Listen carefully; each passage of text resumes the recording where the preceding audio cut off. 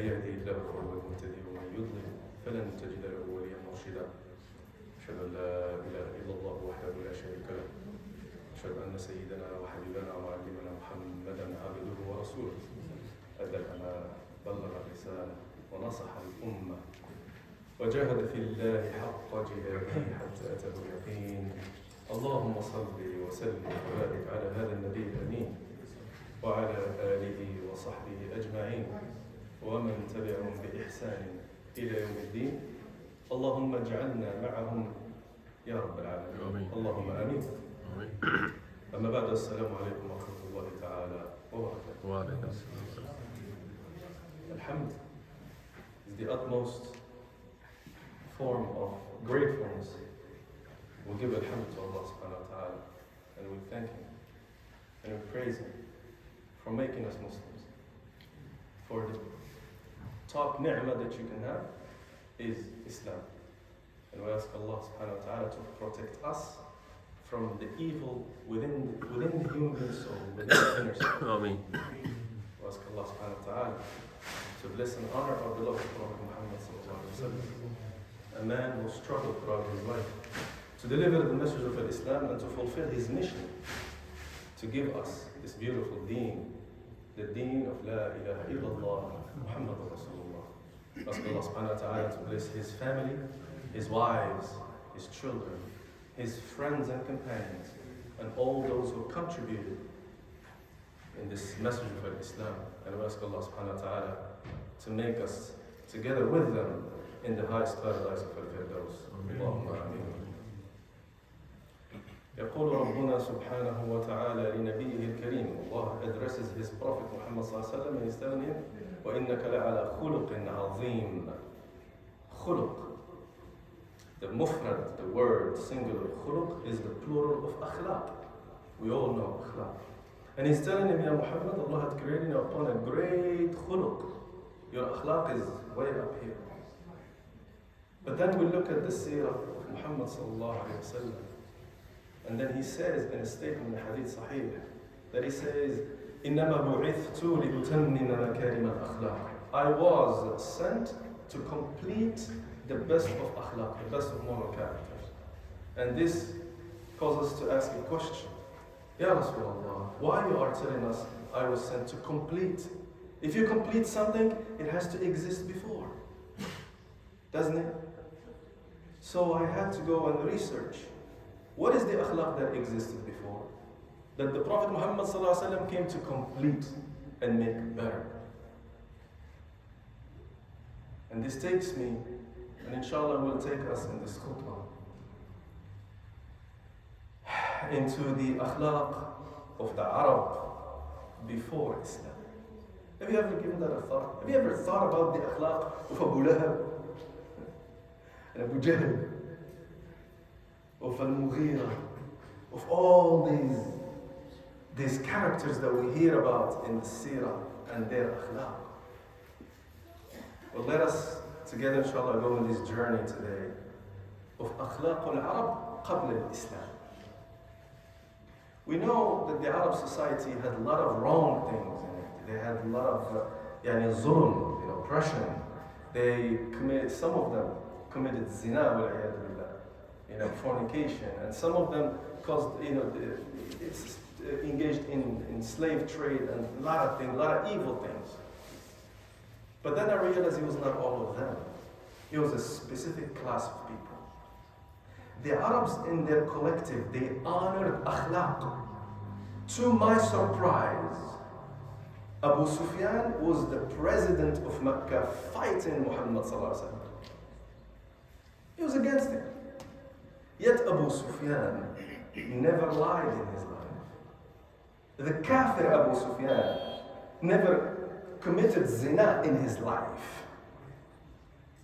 Abu Sufyan, being mushrik, he's not Muslim at that time. Later he became Sahabi. He says, I elevate myself not to engage in these low behaviors of the slaves and, their qawm, people who don't have qawm, they have tribes, people who don't have a big family.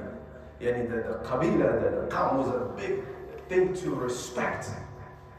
I am a tribal leader. I don't engage in those things. In the story of Abu Sufyan doing business with the Romans, and he was in today's Gaza, in Gaza city.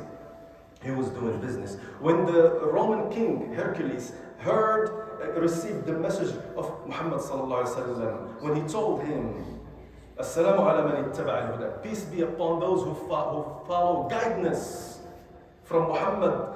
Look how Rasulullah speaks to an emperor, and he's a tribal leader in Medina, probably have 2,000 soldiers with him. He says to him, from Muhammad, the messenger of Allah, to Hercules, the great of the Romans, Aslim taslam. Follow Islam, you will be safe. The emperor could not,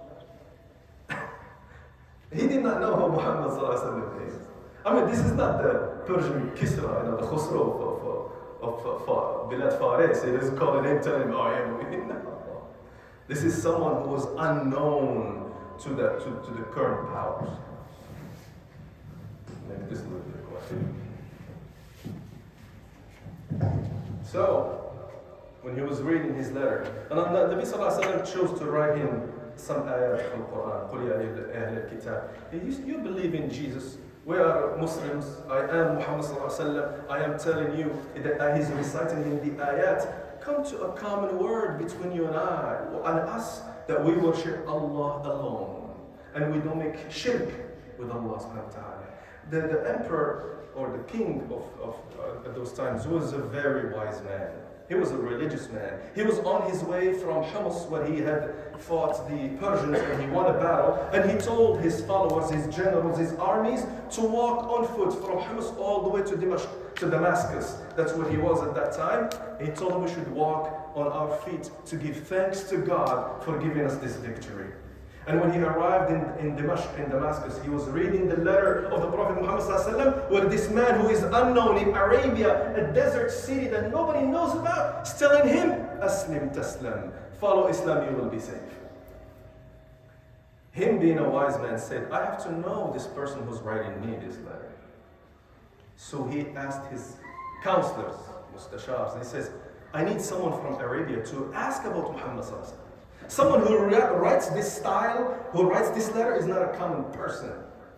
Someone who writes with this level of eloquency, a level of certitude and courage.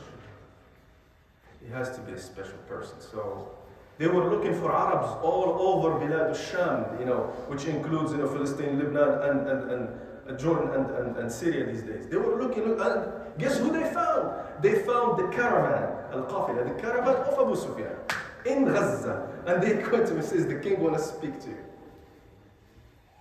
They traveled all the way to Damascus. And there was Abu Sufyan and two other businessmen with him from Mecca. And he told them, where are you from? He said, we are from Mecca. You guys heard about Muhammad ibn Abdullah? He said, yes, we know him. He says, okay. Which one amongst you who's the closest of kin, his family relationship is closest to him? So Abu Sufyan says, I am. Because they meet in the third grandfather. He told them, come forward. And those guys, let them know. If he lies, let me know. And Abu Sufyan started having this conversation with the king or the emperor of the Romans, where he was asked a few questions. He asked him, how is his nasab? Nasab is family lineage. Abu Sufyan told the truth, and nothing but the haqiqat. He told me he's from the best nasab, all the way to Sayyidina Ismail alayhi salam. He says, is anyone from his family claimed to be a prophet before? He says, no, he's the first one to claim to be Nabi. He says, again, does anyone from his family has been a king before, so he wants to revive his kingdom? He says, no, this is the first time we hear this in Arabia. And then he asks him, has he ever lied in his life? Abu Sufyan, the kafir, the leader of the kafirs, the main general fighting Muhammad sallallahu alaihi wasallam. You know what he said? Muhammad never lies. We call him as-sadiq al-amin, the truthful, the trustworthy. He told him, his followers, when they enter Islam, Do they ever leave? He says, no. They will die before leaving Islam. He told him. It's a long conversation, I'm just summarizing. Is there any conflict between you and him? He says, we are fighting him. One day he wins and one day we win. Badr and Uhud. One day he wins, one day we win. Al-Harbu Sijal, we're still battling him. And he says, what does he invite you to? He says that we should believe in the one God. And we should not fornicate, should not steal, should not do all the evil things. He just told him the truth. Abu Sufyan told us later when he became a Muslim, now we say Abu Sufyan radiallahu anhu, when I met the king or the emperor of the Romans, I could have said something so to pull him to my side and become my ally so I can use his help to fight Muhammad and his followers. He told him that when he asked him, what is the situation today between you and Muhammad?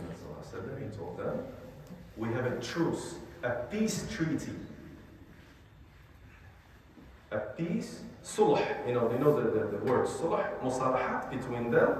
We have written a treaty, and he says, the only thing I could tell about Muhammad, the only thing. What is it, Ya Abu Sufyan? He says, I told the king, we have a musalahat between us, and we do not know if he will betray. Yani this is the worst thing he could find to say about Muhammad. Where in history you find someone speaking about his enemy with so much truth and respect? The Roman king or the emperor, you know what he said? He told Abu Sufyan, if you are telling me the truth about this man, I promise you that he will rule over the very spot I'm standing on now. He will be a ruler over this place right here, where I'm standing. Later, he started learning about Islam. And that's another story that we will tackle another day. But I will go back to my main conversation. Is how come Abu Bakr as-Siddiq radiallahu anhu, before Islam, he never tasted alcohol. They had sharab in Makkah and Medina. They had sharab made from dates. And they had them in Sham and in Yemen made out of grapes. They had all this stuff. But Abu Bakr as-Siddiq radiallahu anhu, he would walk in Mecca and he see a drunk man throwing up. He look, he says, I will never touch, he's a young man, he says, I will never touch something like this that will make me lose my humanity and my honor. I will never look like that. Umar ibn al-Khattab radiallahu anhu, he was a kafir, he was a tyrant, he was a strong man with a strong tribe. And he was in charge of finding refugees.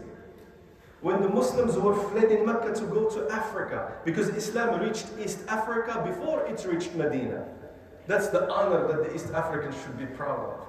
Islam, under the leadership of Ja'far ibn Abi Talib, the cousin of Muhammad ﷺ, went all the way to Abyssinia and Habasha, today's Ethiopia and Eritrea area. They went there. And they were escaping. It's not like you just wake up and tell, okay, kuffar of Mecca, I hate you, I'm gonna go migrate. No, they could not leave. They will catch them, they will torture them, persecute them, just like nowadays, everywhere he goes, the same thing. History has a good way of repeating itself. So, Salama radiallahu anha, great Sahabiya, and her husband left everything, their homes, their family, their business, everything, to go as refugees. Why? Because they wanted to escape with the deen they loved and they cherished so much. When they prepared, they will take some stuff and put it on the mountains of Mecca. Those of you who went to Hajj and Umrah, you saw that Mecca is not a very flat, beautiful terrain. It's rocky and mountainous. They will go to the mountains and hide the food, then they hide the clothes, then they hide the money. So they're preparing themselves, because when they left their homes, they had spies watching them. Where are these people going? So they made it seem like they were just taking a walk, go and do business. But in reality, they were preparing to migrate, to make hijrah. The first hijrah of Islam is the one that went to East Africa, Abyssinia. And Salama was in the mount. They had prepared a donkey. This. I wish I was that donkey. The donkey from Salama going to hijrah. I would be proud to be called Khad at that moment, I swear. So they're preparing this Khad, this donkey in the mountains. And Abu Salama went to look for some food for the trip. They're gonna walk all the way to Jeddah, get on a boat and then walk from Egypt all the way down to Africa. It's gonna take them 3-4 months of walking, we do not know. And when she was tying her donkey with some luggage, and her husband went to town to find some food, guess who found them? Umar ibn al-Khattab popped up in front of her. She said, when he popped in front of me, my heart is gonna stop. That's it, it's over. The head of the intelligence services persecutors, the refugees, is here. And he looked at Umar ibn al-Khattab, he looked at her, and he says, Salama, it's migration, isn't it? You're leaving. And she looked at him with the strength of a believing woman. She said, yes, Ya Umar, I am leaving because you did not leave us with our deen. You did not let us worship Allah the way we want. You persecuted us because we say La ilaha illallah, so we left you Mecca and you take it. Umar al-Khattab could have arrested her at that moment. But Umar al-Khattab, as a kafir, was a man of honor, and he'd never put a hand on his woman. He says, you know, Salama, I wish you a safe trip. And he let her go. He let her go. Then Abu Salama comes to see his wife. And she told him, you won't believe what happened. Umar ibn Khattab was just here. And he did not arrest me. He told her, well, maybe his heart is getting soft to become Muslim. She says, Umar, the donkey of Umar will be Muslim and he will not be. That's how scared she was. You see,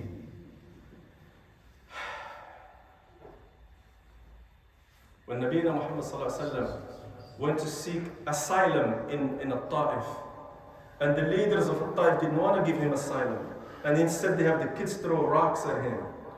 Instead, this is a long story, I think I said it before, but they literally persecuted him, they hurt him, they harmed him, and he had to run out, and he had nowhere to go. Ta'if did not accept him. Mecca doesn't want to give him, is not going to accept him. If he goes to Mecca, he's a dead man. His uncle Abu Talib passed away, who protected him. Now he's a dead man if he goes into Mecca. And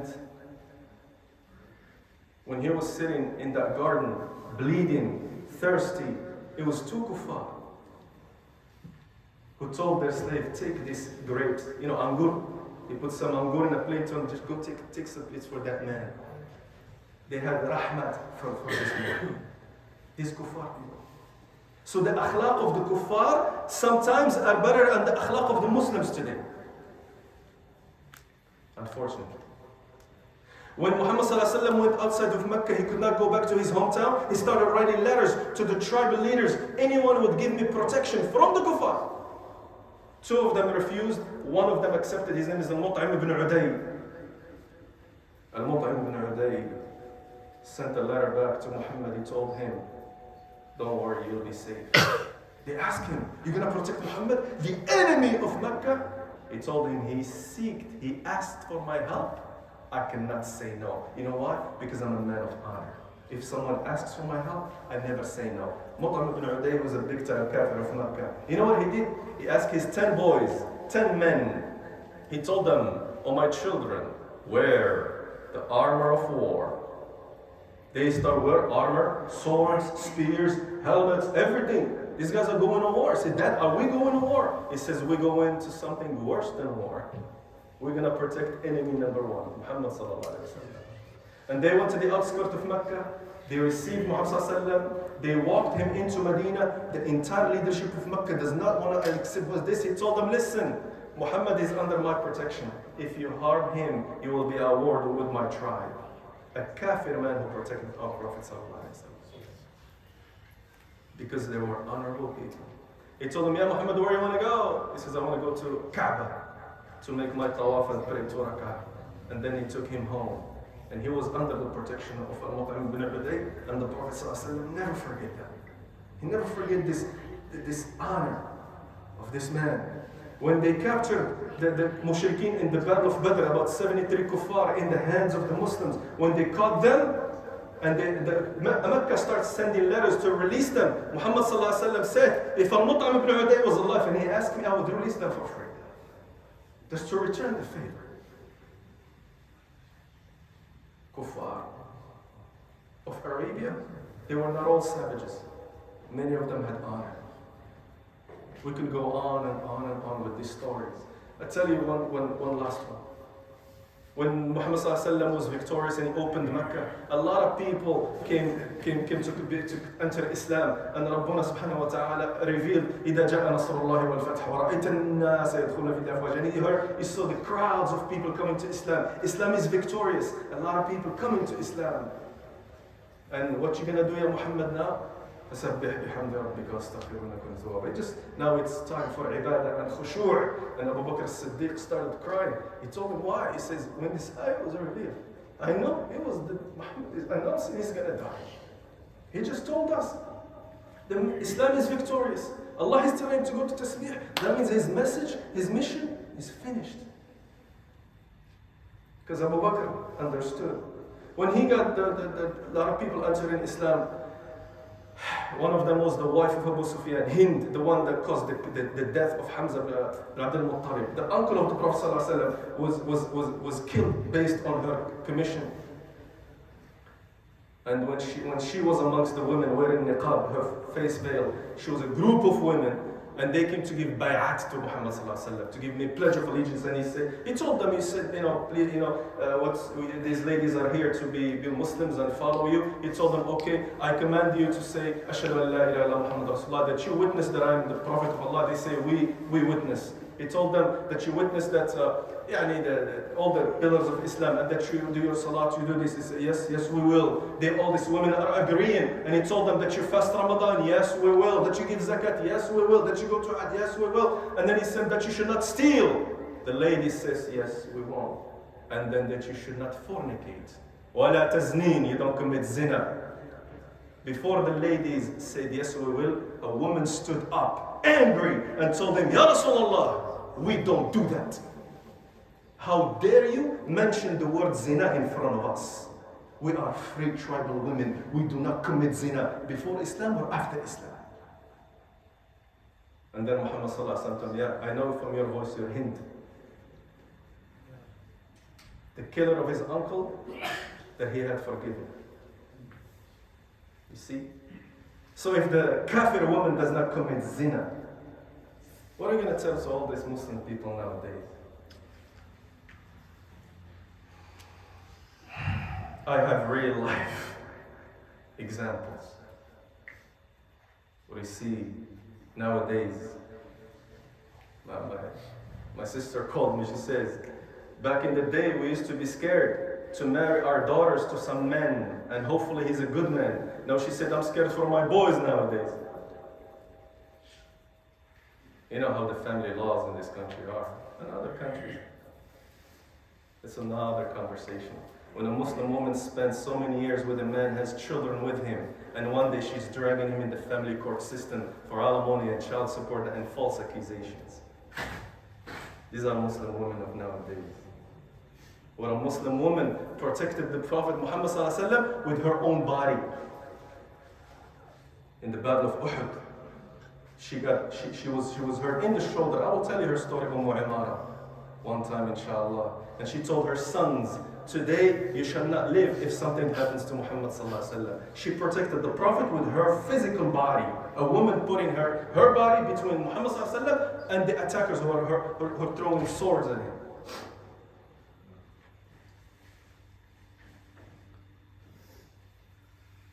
Nowadays,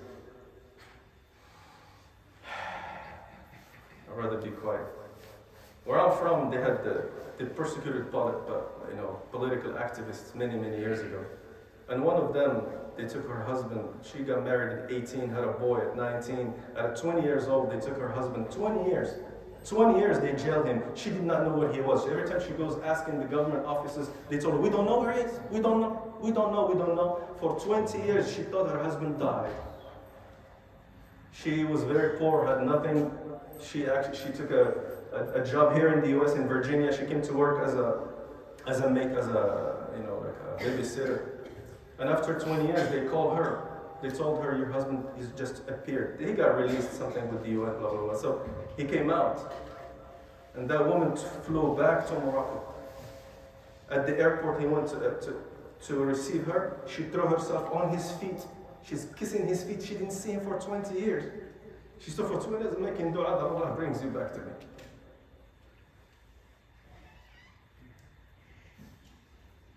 And that's why Allah created Behesht and Jahannam. He created Jannah and Hellfire for people to be responsible for what they have done.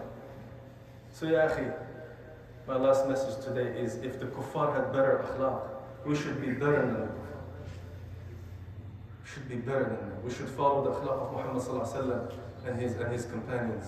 قولوا ما تسمعوا استغفر الله لي ولكم استغفروه إنه هو الغفور الرحيم.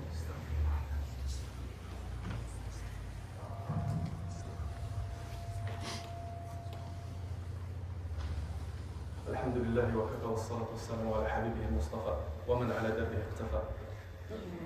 أسأل الله سبحانه وتعالى أن يغفر للمسلمين والمسلمات الأحياء منهم والأموات. اللهم إنك كريم مجيب الدعوات. اللهم انصر إخواننا المستضعفين. اللهم انصر إخواننا المستضعفين. اللهم انصر المسلمين في السودان. اللهم انصر المسلمين في السودان. اللهم انصر المسلمين في سوريا. اللهم انصر المسلمين في غزة وفلسطين. اللهم انصر المسلمين الأيغور في الصين. اللهم انصر المسلمين في جميع أنحاء الأرض يا العالمين. اللهم احفظ أولاد المسلمين. اللهم بارك أولاد المسلمين. اللهم اهد أولاد المسلمين. اللهم اهد نساء المسلمين. اللهم اهد رجال المسلمين.